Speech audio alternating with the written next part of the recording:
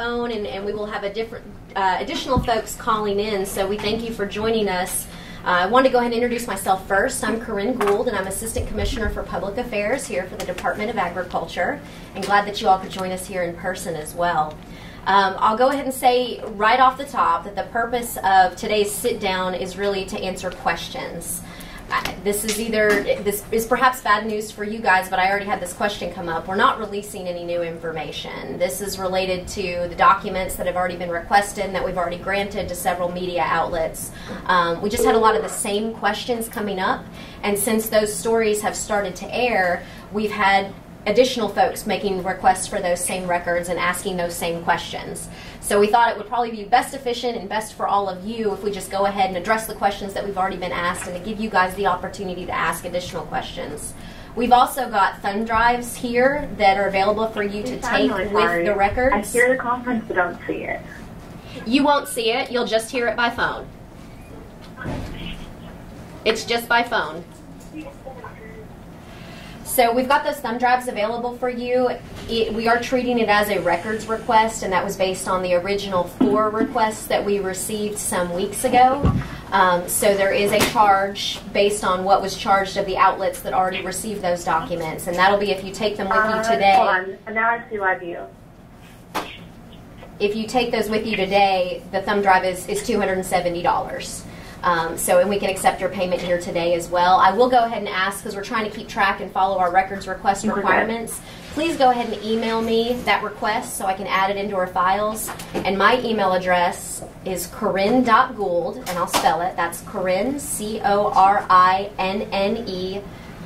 .gould, G-O-U-L-D, @tn.gov. So those of you who are here today, if you haven't got your thumb drive yet, we'll be able to hook you up with those. I want to go ahead and introduce the gentleman that we have sitting up here this afternoon. We've got our State Forester, Jerry Jeter.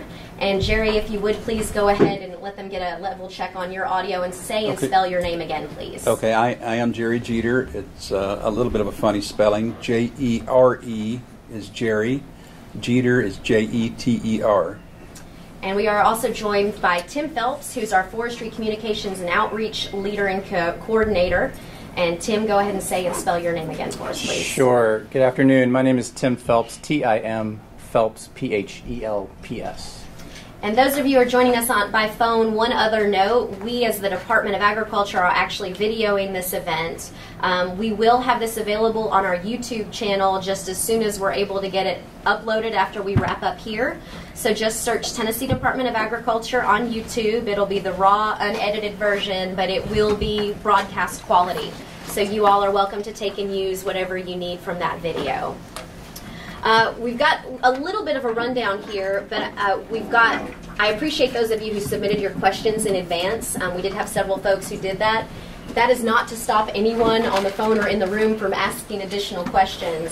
The reason why I did that was to try to streamline it for all of us, because I wasn't quite sure how many folks would come in over the phone.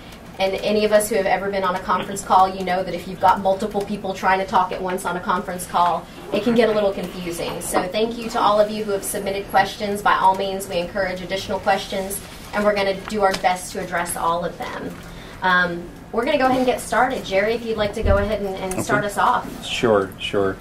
Obviously, the 2016 fire season for the Division of Forestry, Department of Agriculture was a challenge at best. And prior to November the 28th, we had already burned about 70,000 acres in the state of Tennessee. And then all of a sudden, Sevier County, Gatlinburg fire happened, and that simply put a large exclamation point on an already challenging fire season. The records requests that we've received from you guys have focused around the Sevier County fires. The records that we have and submitted to you include all fires that we were involved in. And so some of the comments that were made, you're going to find that were not really relevant to Sevier County at all, but fires that happened prior to Sevier County. We think that every wildland fire is an opportunity for us to learn and to do our job better. And we use some of these fires for that very purpose, as learning tools to put people in places of responsibility so that they could learn while the fire is burning. And we had these after-action reviews for two purposes. One, we spent a little bit of time talking about the things that we did well. We spent a lot of time talking about things that we could do better next time. We wanted our employees to be candid. These were internal meetings and reviews. We wanted them to be transparent, and they were. And the comments that came back to us will help us to be a better firefighting agency in the future. Today, there are some things that we are not going to talk about. One of those is evacuations. We simply don't have any jurisdiction concerning evacuations in any emergency, so we're just going to pass on those questions. Communications with Gatlinburg and other agencies in Sevier County, we're not going to address those as well. And then any question concerning the investigation, the criminal investigation, we're going to pass on those. Let me tell you a little bit what our general role is as an agency. We do a lot of things forestry related. Fire is a part of that. It is probably the most important thing we do.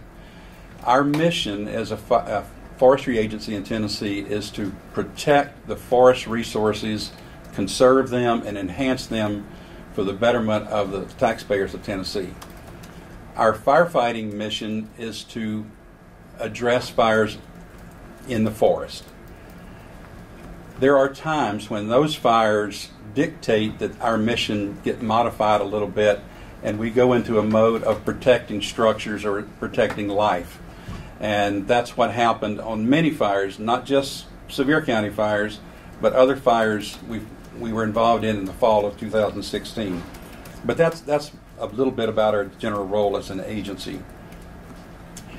Our role in Sevier County, we were called to address the fire coming off the park.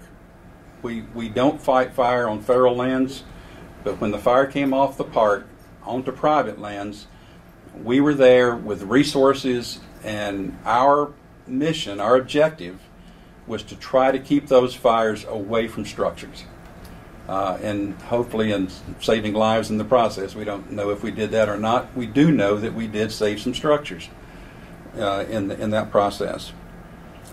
What have we changed since the fall of 2016? We're working on our incident management teams. That's an acronym, IMT, that you have seen, incident management teams. Those are small management groups that we use to manage fires. We had 2 of those in place during the fall, one in Cookeville and one in Knoxville, made up solely of our employees, and those employees have other jobs. They are not solely firefighters. We have 312 full-time employees in our agency. Only 2 of those employees are involved in fire full-time. The others have other responsibilities and are drawn into the fire effort when necessary. So we're increasing our IMT training. One of the things that we realized early on was that our cell phones that we issue to our employees were old technology. We're in the process of updating, I think, 101 cell phones to iPhones. Some of those were old flip phones, some are earlier generation iPhones, but we're upgrading 101 cell phones to give our folks on the fire line better access to Google Earth and other mapping technology. We're addressing communication challenges. There was a question about communication between the ground resources and air support, and whether or not the U.S. Forest Service could communicate with our own Air National Guard helicopters and fixed wing air support. They couldn't communicate because they have different radio systems, I believe. I don't want to speak for them. But I can tell you that we could communicate with either one of them. Early on, way before Sevier County, we had some issues with communication between the ground and helicopters, and within 24 hours we had that problem or that challenge corrected, and we moved on and we don't think that we caused any additional loss of forest resources because of it. We think that we are the best equipped, one of the best equipped firefighting agencies in the U.S. About 13 years ago, we replaced 112 firefighting bulldozers and the trucks that carry those. We're in the process right now in negotiations with Motor Vehicle Management to replace those 112 bulldozers again. We have a plan in place to phase in those dozers over a 4-year period, and we hope if the contract process goes according to plan, we will begin that replacement this year, this fiscal year. We're also entering into a pilot project to put GPS tracking devices on 10 pieces of equipment. We have 2 primary reasons for that. Neither of them are keeping up with our employees. We trust our employees. We want to know where they are on a fire line. If something happens to a bulldozer, for instance, we can get to it immediately. We'll know exactly where it is.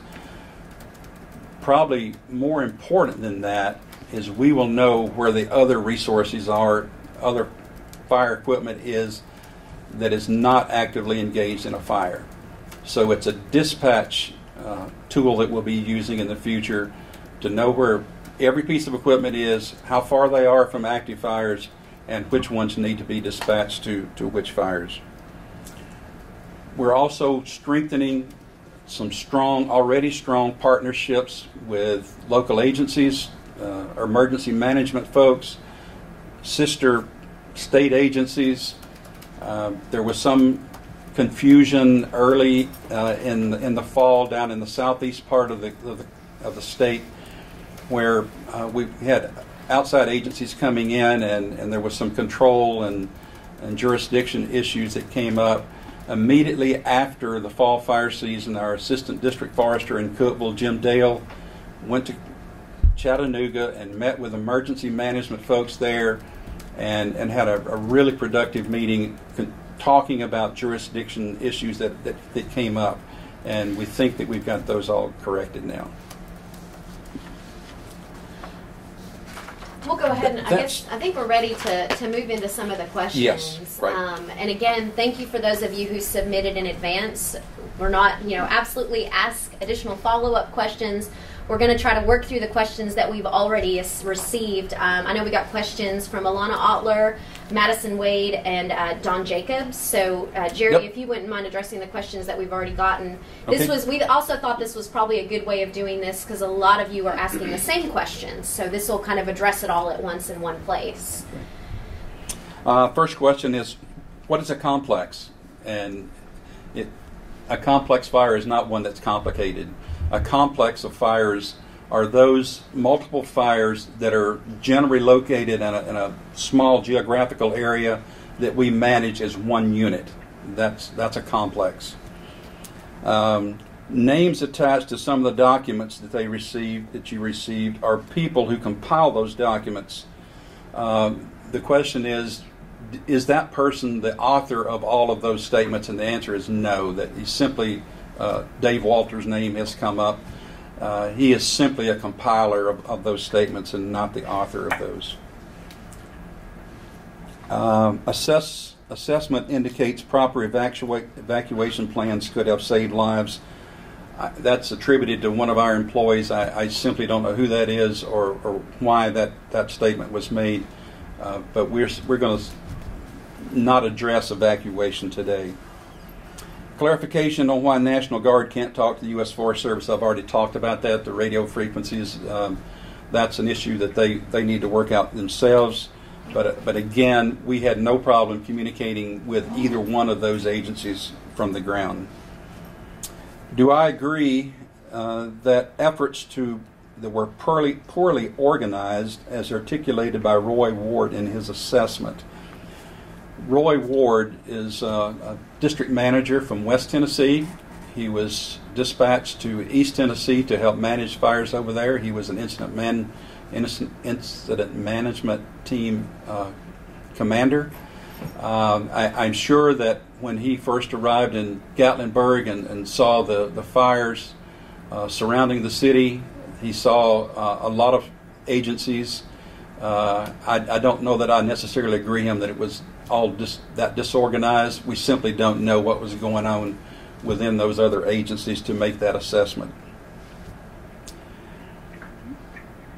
In the same assessment, Ward details that conference call with Nashville starts at 9 p.m. Why so late?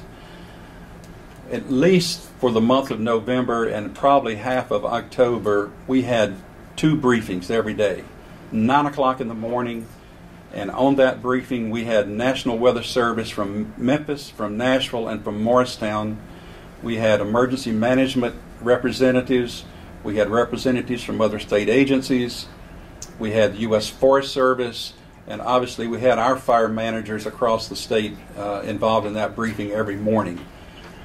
Every evening at approximately 5 o'clock every day, we may have had one at 9 o'clock or maybe have gone to 9 o'clock, but about 5 o'clock every day we had a second briefing of just internal people simply to assess how much progress we had made throughout the day and if there were new fires that had popped up throughout the last 12 hours or so.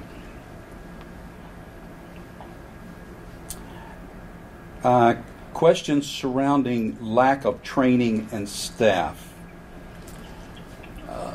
As I said before, some of these individuals that were put in overhead management teams in Cookeville and in Knoxville have other jobs.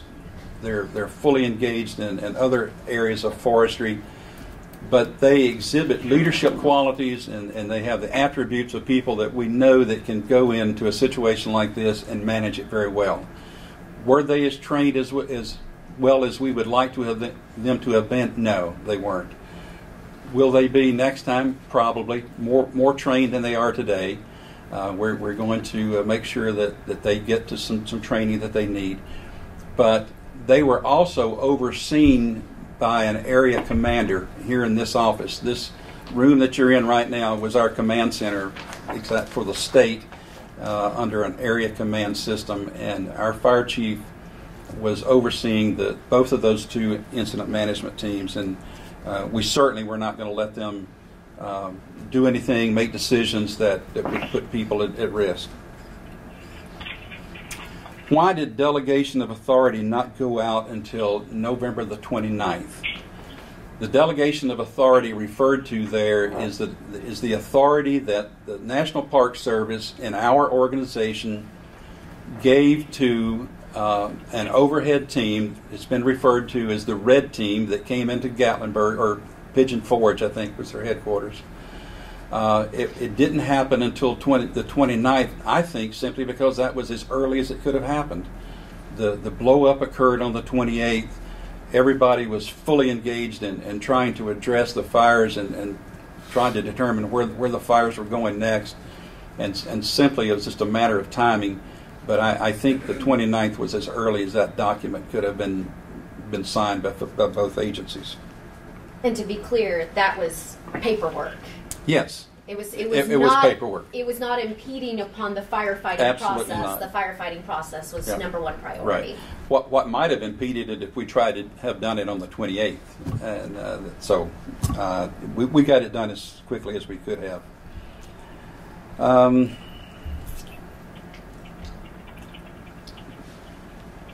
Email from Ben Evans, and I'm not sure who Ben Evans is, to John Kirksey, who is our fire chief, dated Monday, November 28th, said, should I get a 209 started on this chimney top fire approaching Gatlinburg, or do we leave it alone? First off, a 209 is a fire report, a federal fire report, that we would complete on all fires in excess of 100 acres. A 209 is foundational to any fire expense reimbursement we might get from the federal agencies. So we have to fill out that 209 to get things started. Whether we leave it alone or not, that's simply, my guess is that's because the federal government done the 209 rather than us on this fire, and that's the only reason I can think of that we would have left it alone. Explain photos from November 27th. Images seem to show fire was at chimney tops, unreachable, and wasn't near Gatlinburg at all. What do those images show? I honestly don't know what images this person's referring to. I have seen pictures of the fire when it was on chimney tops. I'm sure you have as well. It was small fire for a couple of days, and then it grew a little bit, and on the 28th, when the winds came, it blew into Gatlinburg. My only observation about that, and I'm certainly not second guessing anybody's decisions, that is very, very tough, steep terrain, as you know, and very difficult firefighting situation for anyone on the top of the chimneys to get up there and to put a fire out. So that's basically all I have to say about the fire before it got to Gatlinburg. And Mr. Jacobs sent us a Yes. pretty extensive list of very detailed questions, and we want to make sure that we answer those fully. I will go ahead and say that in the time that we had from receiving those questions, we're not going to be able to answer all of them right now. We need to get the answers that you need, Mr. Jacobs. However, we've run through the ones that we can answer for you just off the top, so we hope that'll be helpful, and I'll follow up with you later on today. But I know you asked a lot of questions about evacuations. You know, as Jerry mentioned, evacuations are just not our jurisdiction. That's not a call that we make. So we're not able to answer any questions about the evacuations. That would need to be directed at the agencies that are in charge of those. But Jerry, if you wanted to just run through the questions that we're able to address there. Tackle the ones that we can. The first one is who is the author of the observations and suggestions paper? I honestly don't know. I will get the answer to that this afternoon or tomorrow, but right now I do not know who authored that paper.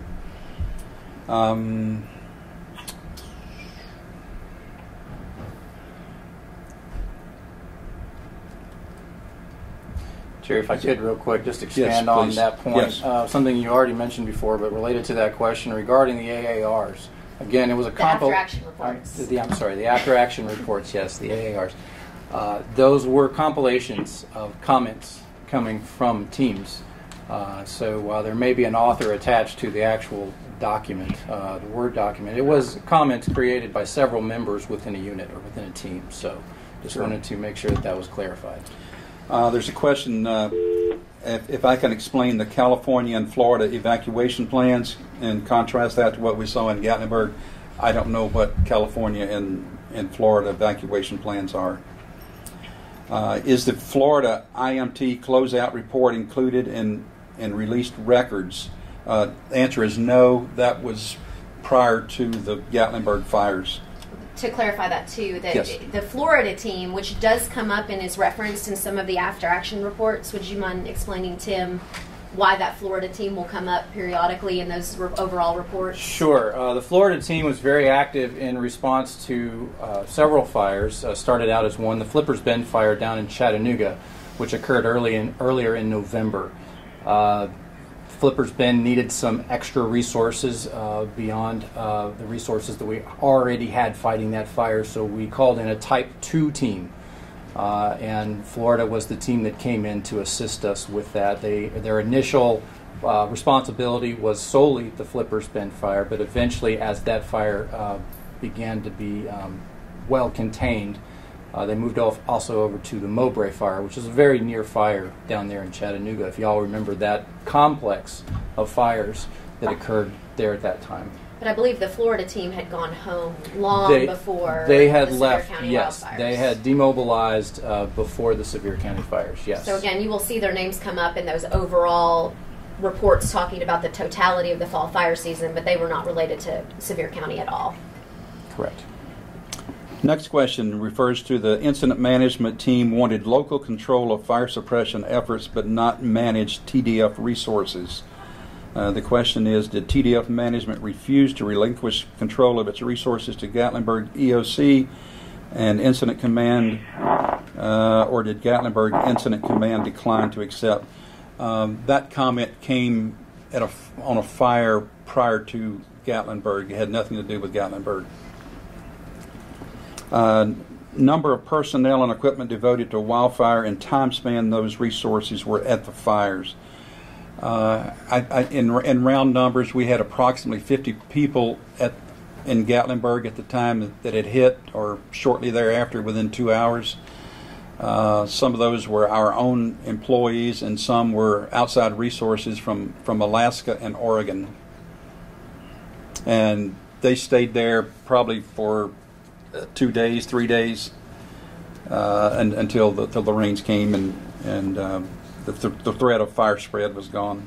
And those resources were available to us because they had been in the state already serving on other fires in that area. Specifically for those two teams, it was the East Millers Cove Fire, also called the Wallen Fire.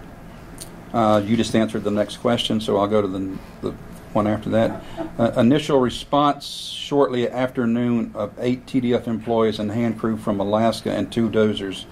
When did next wave of TDF resources arrive, and what were those resources? I think it was about two hours later, if I'm not mistaken, and it was another hand crew of resources.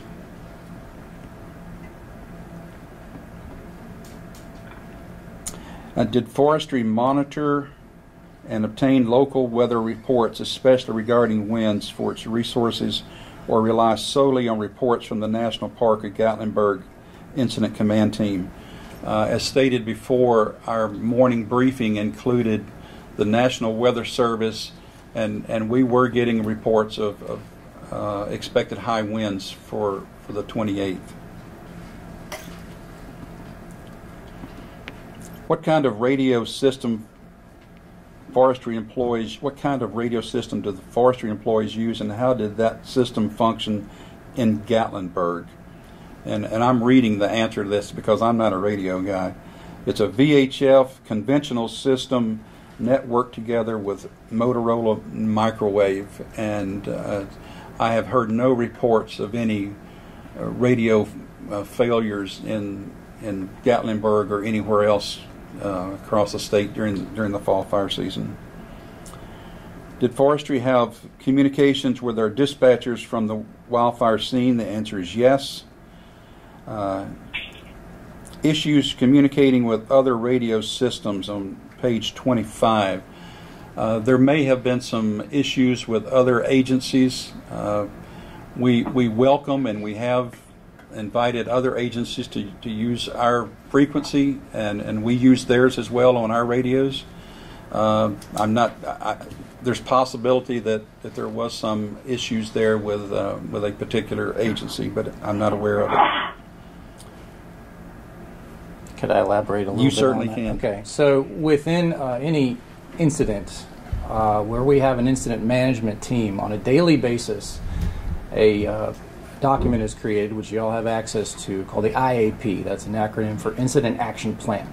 Within those plans are frequencies that we use to communicate with other agencies. So within those incidents, we always had access to the frequencies to get in touch with and communicate with any partner agency that we had working with us. It could be the Army National Guard, it could be the U.S. Forest Service, the Air to Ground, any local fire department. Those frequencies are made readily available to us, and we have access to those on the majority of our handheld radio units for our firefighters.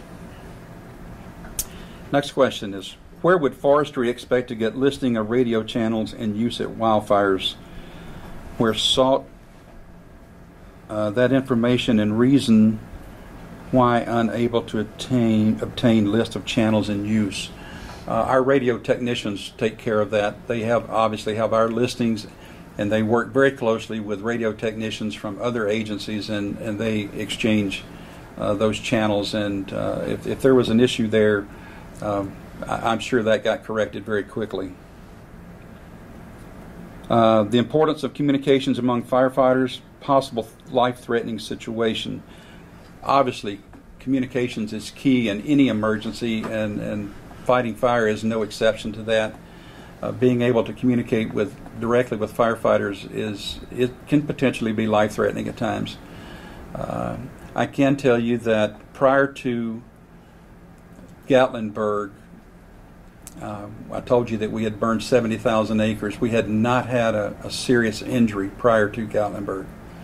And Gatlinburg was such a firestorm and fire conditions that so out of the norm for eastern United States that it just created a situation that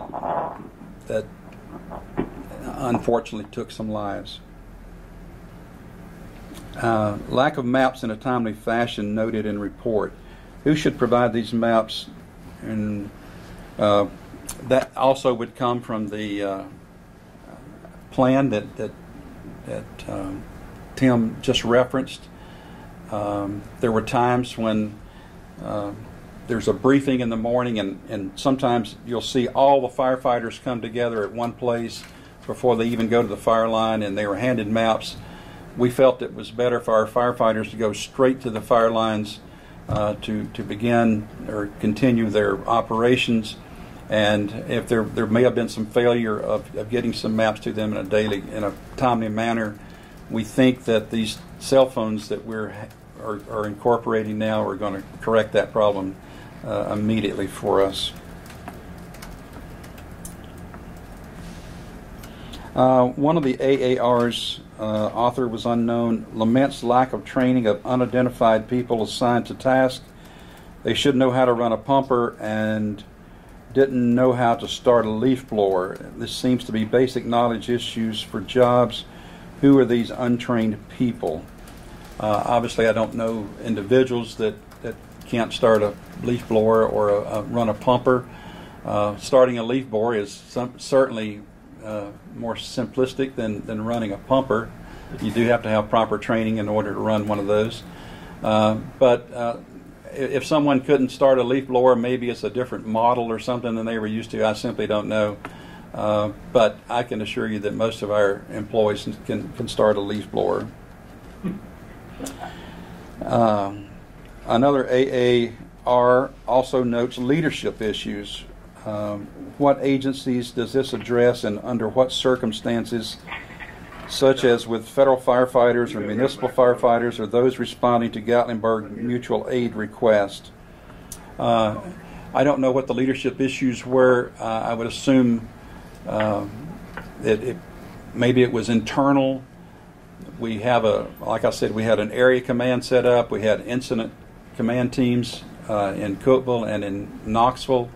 We had a Florida team that we were able to acquire through the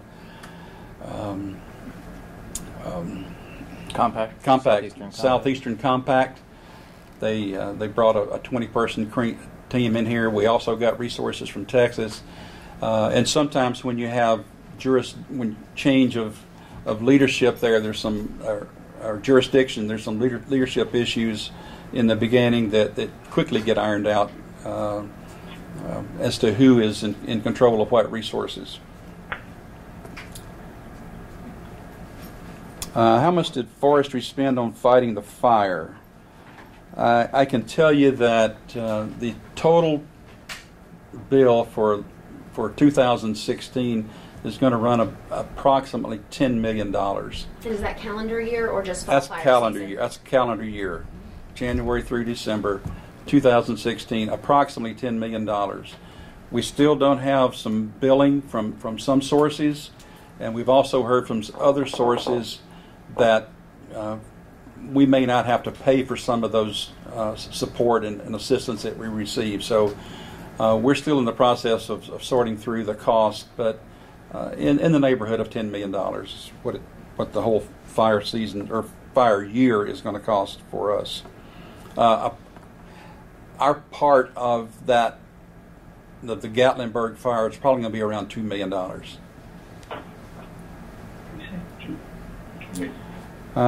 Suggestions on how better to coordinate various firefighting agencies responding to mutual aid calls, improve communications, and improve leadership command regarding deployment. I think the meeting that the assistant district forester from Cookeville had with emergency management folks in the Chattanooga area is one of those efforts to make sure that the partnerships are all coordinated and when we are called to an emergency like these fires, then that's a seamless process to know who's in charge, where the jurisdiction lines lie, and get on to the business of putting out the fires. And with that, I think we're going to open it up to that you all. is We're the going to start last here with question. questions in the room, and then we'll move to the phone. So folks on the phone, continue to hang tight. We're going to start with questions here. Yes, ma'am. I have this image in my mind of firefighters on the fire lines with flip phones and no maps. How do you feel about that? I don't feel very good about it. I visited the fire lines on several occasions, and almost to a person, when I asked about the fire that they were on, what was ahead of them terrain-wise, they would pull out a phone, and it was an iPhone, and they could go to Google Earth and show me, but it was their personal phone. And so therefore, and we've been thinking about this for a long time. This idea of improving these phones didn't come about this fall. But this fall was certainly put a focus on that. We're already in the process, and these things take time to replace that many phones, but it'll be done very quickly. Can you explain, sir, how the forestry's mission of, it sounds like you said the first mission is to save buildings, is to prevent that damage of buildings? Is that what you're talking about? Oh, no. Our primary mission is to protect the forest resources of Tennessee, the trees, the forest. That mission changes within an incident when structures get threatened. Then we go into a mode of protecting the resource of the structures as best we can. Okay, so second on the list, the trees in the forest and then the structures when it approaches the structures. Can you explain how the fact that, structures sound like they're on the list, how that doesn't have any interplay with evacuating those structures? That is simply just beyond our jurisdiction and span of control. We don't control that. There are other agencies that are involved in that make those calls, and we simply don't do that. I'm just a little confused how you could have a purview to save structures, and at no point in that purview is there evacuations. Again, that's a jurisdictional issue. That's not. Would that not what we're fall responsible on for. the National Park Service? You would have to ask them as far as what their But would they requirements have are. the jurisdiction to evacuate? And I know that we're not supposed to ask questions about it. You would have to ask them. I just you want to can speak clarify. for You were the saying agency. that part of your purview, again, is to ensure that structures are saved, but not necessarily evacuated. That's correct. Can you explain why that is? It seems like that would be an important part of saving buildings, is to make sure that. I think if an agency has that jurisdiction and that responsibility and authority to make those calls, they certainly don't need another agency making the calls on an individual structure basis. That has to lie with the agency that has that responsibility. Did jurisdictional questions, either with the Park Service or with other emergency agencies, did it in any way affect your ability to fight the fires? For the evacuation responsibility? Did any No. sort of jurisdictional questions have any impact on your ability No. with the Park Service or any other Did not. agency? What about the fact that the fire started on national and federal lands? Did that in any way hinder or impact your ability to fight this fire? Obviously, we don't go on federal land to fight fire. When the fire was obvious, the fire was coming toward Gatlinburg, we were called, and then we took action trying to prevent it from getting to structures on private property. Yes. Was there? I think we did. I think we did actually take some action on the part, just inside the boundary. Before you started fighting the fire off the boundary? No, all at the same time. So were you delayed in any way in your ability to start fighting the fire by the fact that it was still on federal land? Yes, we just don't go on federal land to fight fire. A follow-up to that question. Kirksey wrote, Park did not send out a formal request, only advising that the fire was coming down the mountain, indicating to me that they could have sent out a formal request. If the fire was coming down the mountain, the formal request would have been to, you better get ready to save and to protect property on private land, not the park. I don't think they would have made a request for us to come on the park to help. What was he talking about that Park did not send out a formal request? What kind of a formal request might they have sent out? I don't know. I'll have to ask John about that.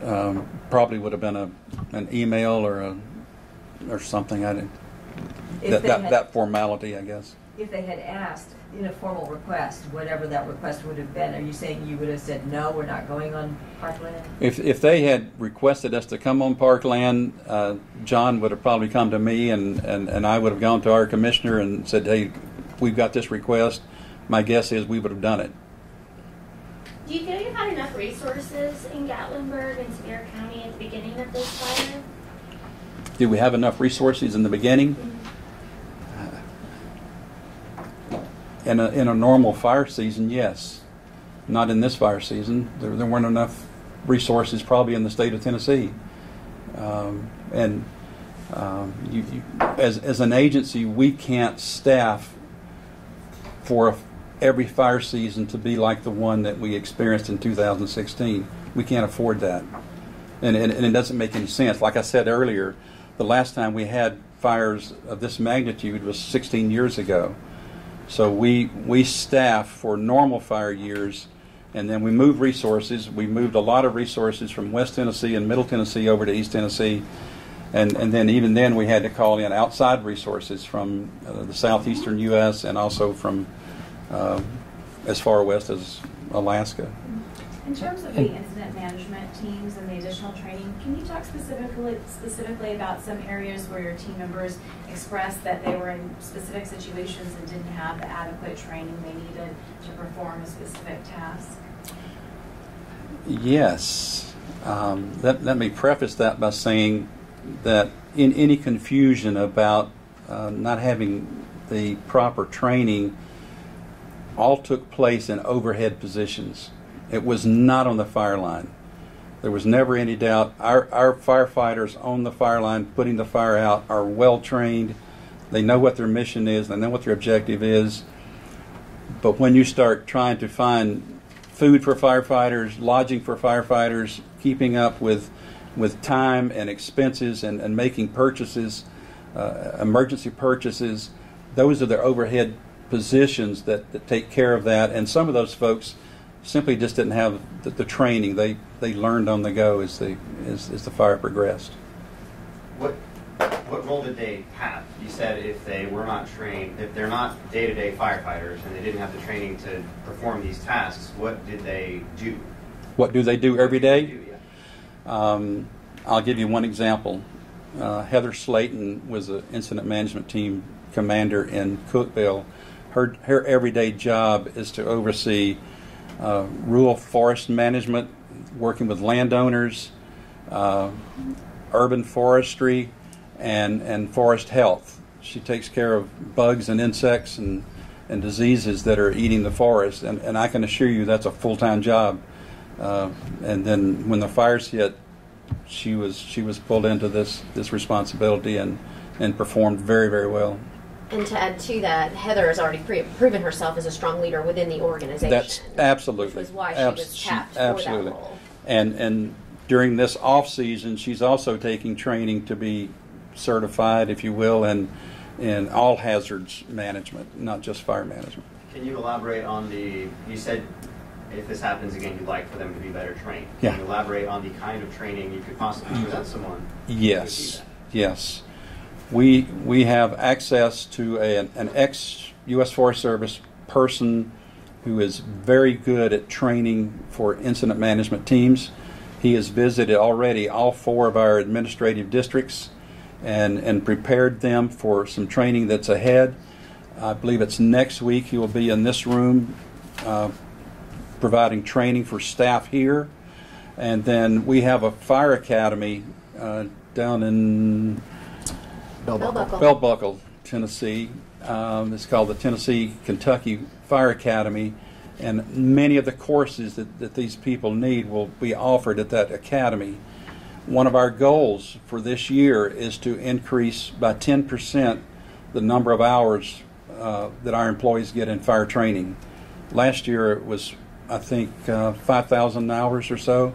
and we hope to exceed 6,000 hours this coming year. And actually, right now we've got training underway. Our annual dozer training is taking Yes. place, and that's not in response to the fall fire season. That just happens every year.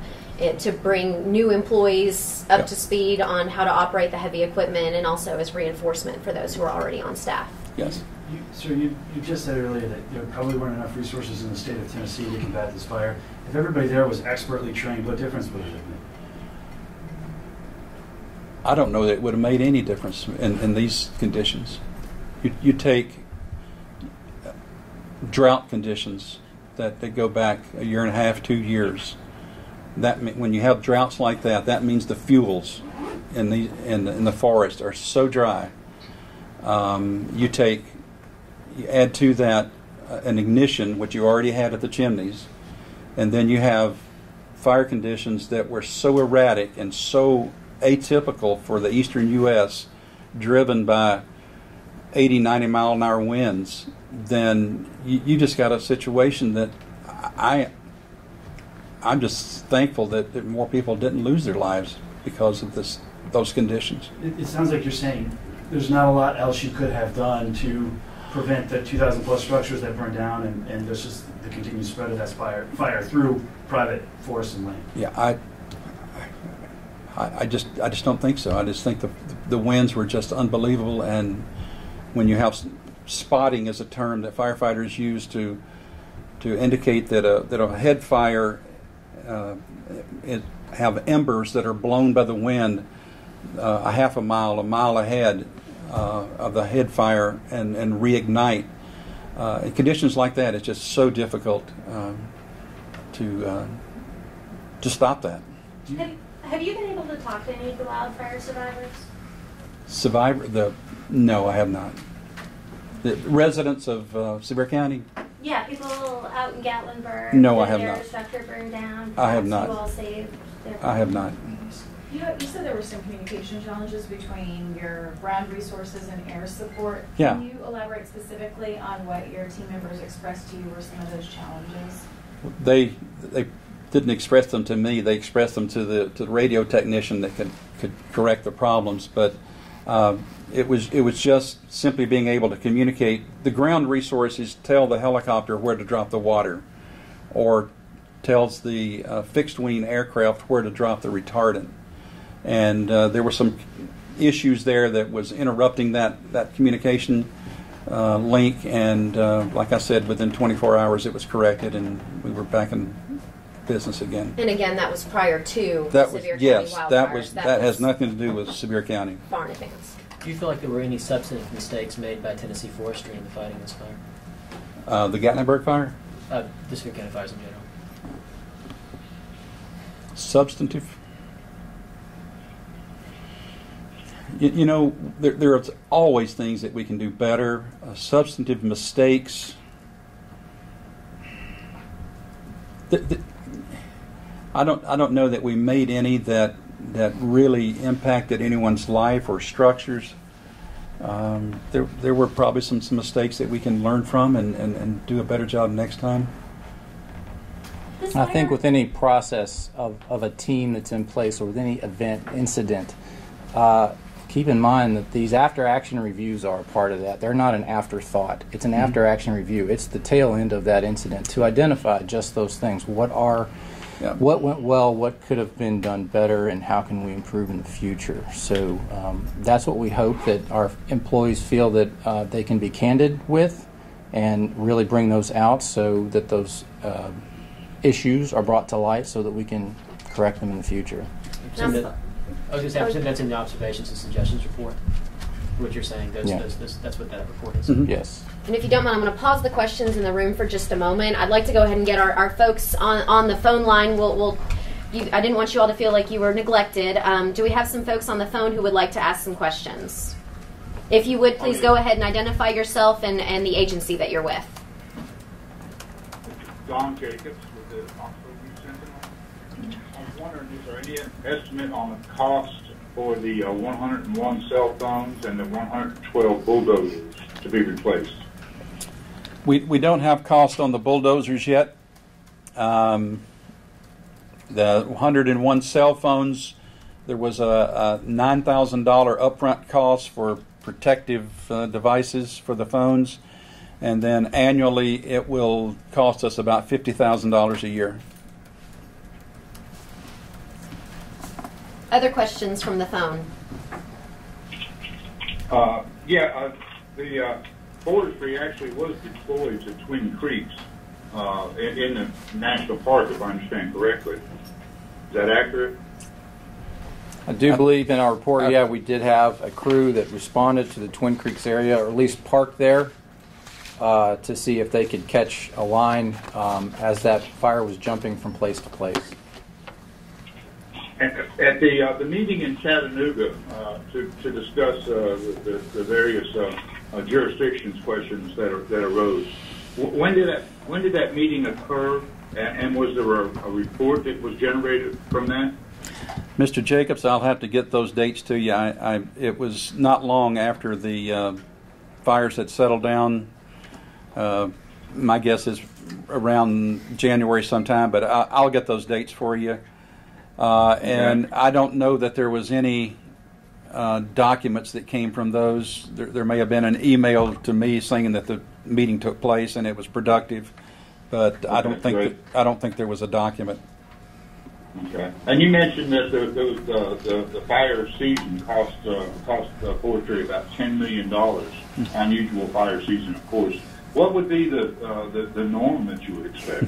Well, again, to clarify, that wasn't just the fall fire season. That was calendar year 2016. Keep in mind there were wildfires in the spring of 2016 as well. Yeah. Correct. In 16, we burned 85,000 acres, I think. A normal year,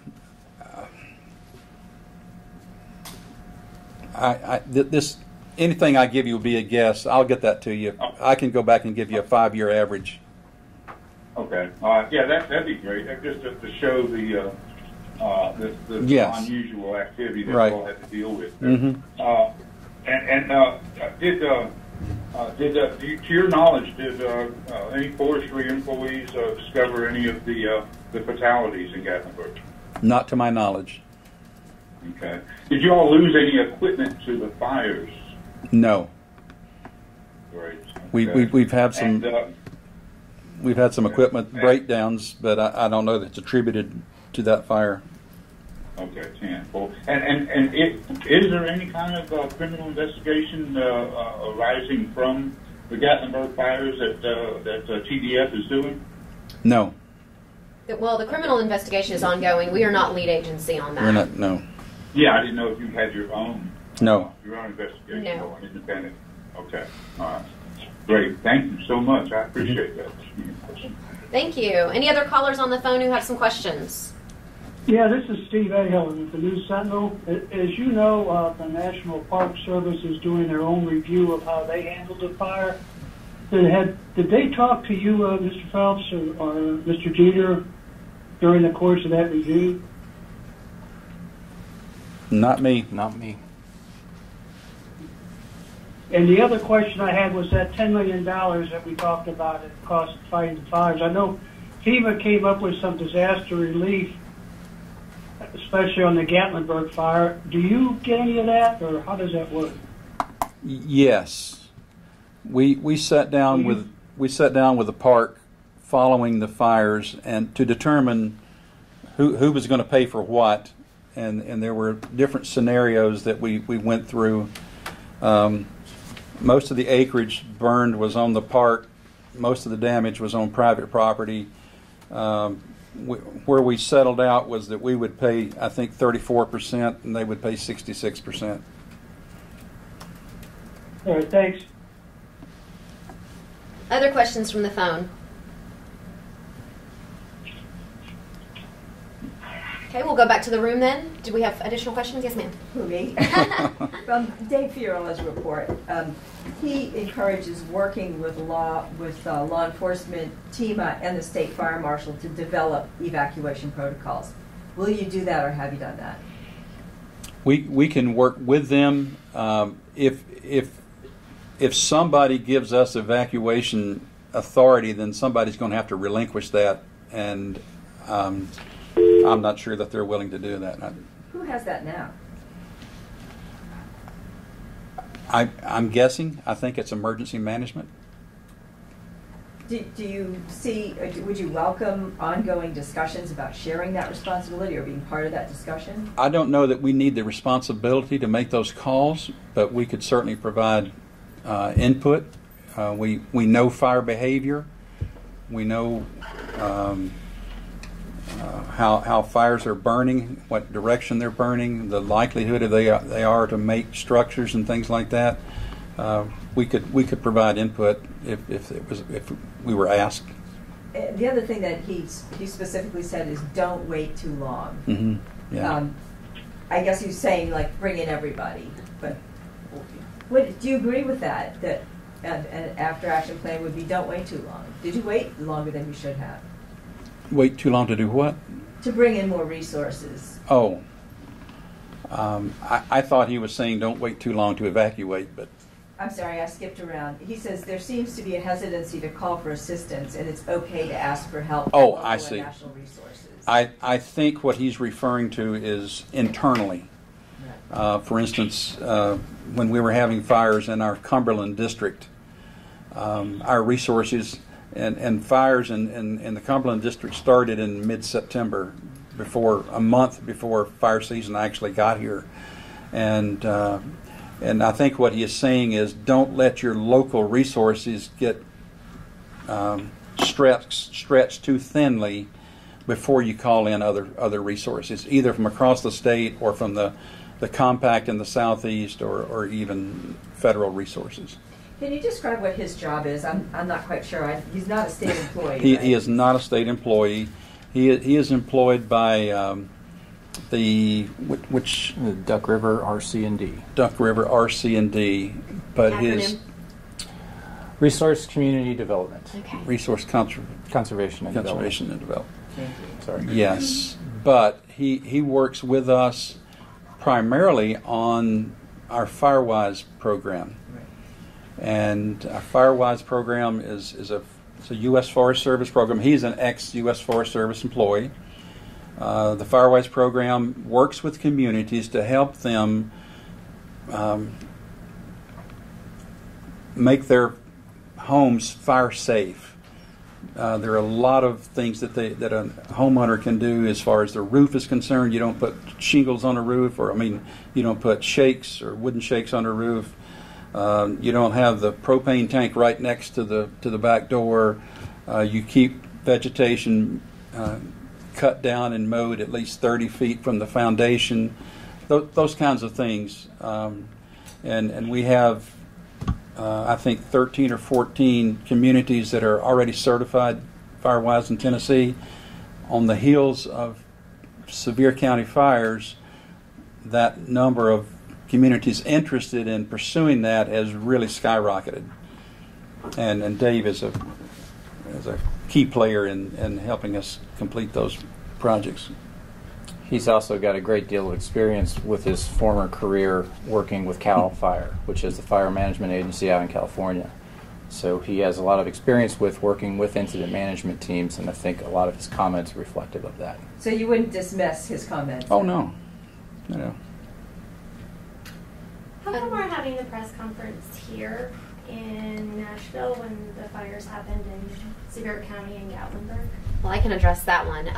We decided, and we discussed this a lot yesterday, for the media avail, logistically getting folks from here to Knoxville was going to be a challenge.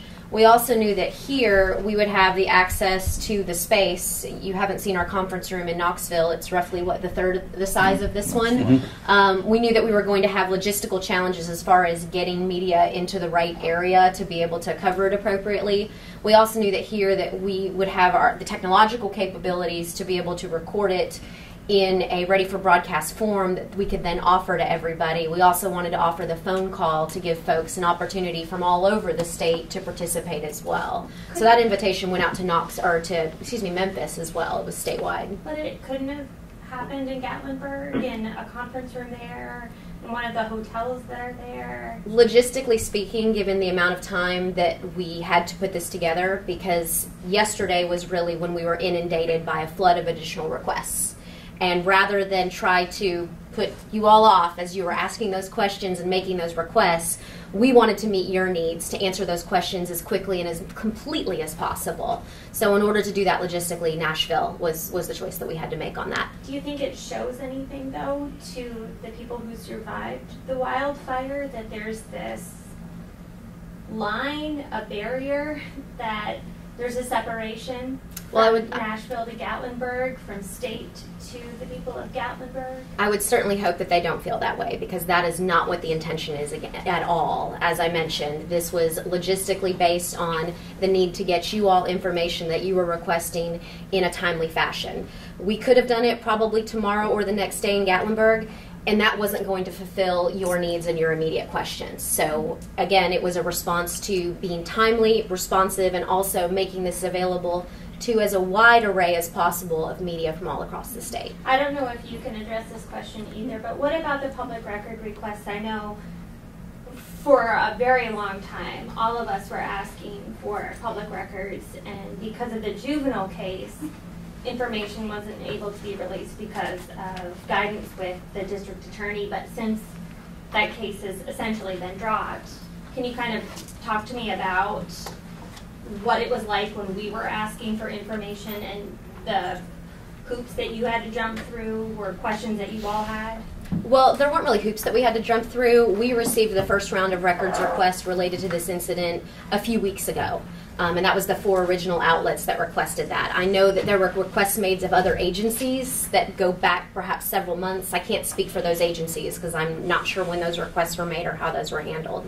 Once we receive requests, we work as quickly as we possibly can to fulfill those requests. Those of you who have already seen the documents understand that it's more than 1,400 files. We were drawing those files from a variety of different people across the agency at a variety of different levels at a variety of different locations. So obviously that takes time to pull all of that in together. We responded to that as quickly and as efficiently as possible, and that's part of the reason why we came together to be able to answer those questions, because I know that there was a large volume of documents, and so that was our purpose for today. Is the action report that happened afterwards, is that one of those 1,400 files? Yes, that's included as well. Okay. Other questions? Yes, ma'am. Who, me? I'm looking at an email that came from the Commissioner of Templeton on December 4th. It's a Sunday night, pretty late. And he's asking about, is the portion of the Gatlinburg fires that are uncontained on NPS land? I was under the impression they were contained. Does anyone know how many fires are uncontained on NPS property? He mentions our active fire site has not been updated since Thursday, and then the burn report on Friday. Does that show some concern that the commissioner was unable to get the information he needed and unaware that unaware of the severity of this? I'll go ahead and I'll start first, because I have a feeling why I know why he said that the fire site website had not been updated.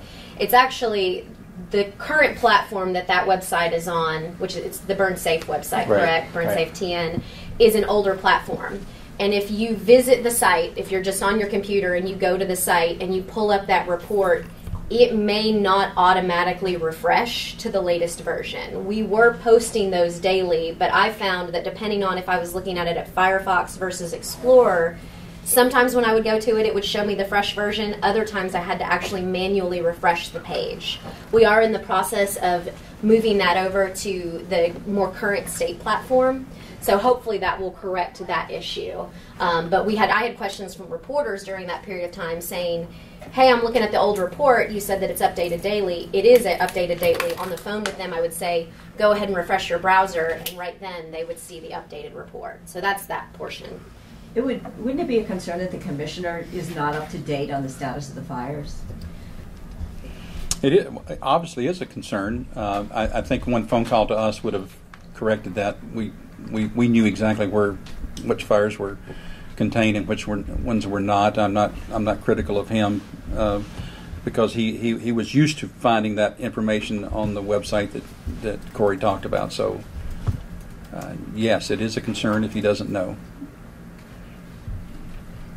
Other questions? Yeah, sorry, to piggyback off of what Chaz was saying earlier about looking at ways to improve going forward. Now that this after-action report is completed, do you view Forestry's response as a success or as a failure, or is that not how you look at it? You're referring just to Sevier County? And to, I guess, Gatlinburg fires in general. Okay, yeah. Success. Success. And I know, people measure success in different ways, and I visited there. I saw the work that our men and women did, and I was very proud of what they did. I wish we could have done more. Absolutely, I wish we could have done more. I wish we could have cut the fatalities in half. I wish we could have limited the loss of structures to something much fewer than 2,400 or wherever it wound up being.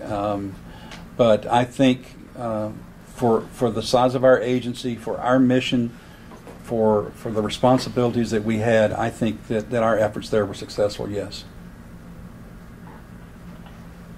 One thing I was clear on that you commented earlier, you're not sure why the Park Service did not contain the Chimney Tops fire. You think it could be because of the terrain. Do you know if there was any communications at your level or in your immediate office with the Park Service before the 28th about containing that fire or extinguishing that fire? There was communication, I think, with our fire chief, John Kirksey, just to keep him posted as to what was going on and what efforts were taking place. But no one from the Forestry Service ever suggested that they extinguish that, or that could be more problematic? The U.S. Forest Service? I mean, us? From the state forest? No, we did not suggest that to them. Okay. Any other questions? We'll open it up to the phone as well if there's any other questions. I know Jerry's got a couple of closing thoughts. Yes, Don Jacobs at the Knoxville News Sentinel again. Yes, sir. For how long were your resources deployed to Gatlinburg? I think different resources were there, different lengths of time, Mr. Jacobs. We can get those records for you. Obviously, they were deployed on the 28th, some of them, and my guess is most of them were gone around the 1st or 2nd of December. Yeah, okay. We had a crew also on the Cobbling Knob fire, which was one of those Sevier County fires the following days, because that was an area that we were continuing to manage prior to the arrival of the Southern Incident Management Team. But once the Southern Area Incident Management Team, also known as the Red Team, arrived, our crews were pretty much called off. Yeah. Okay. And as you mentioned, the skyrocketing interest in the FireWise program, about how long does it take a community to achieve that designation? A year and a half.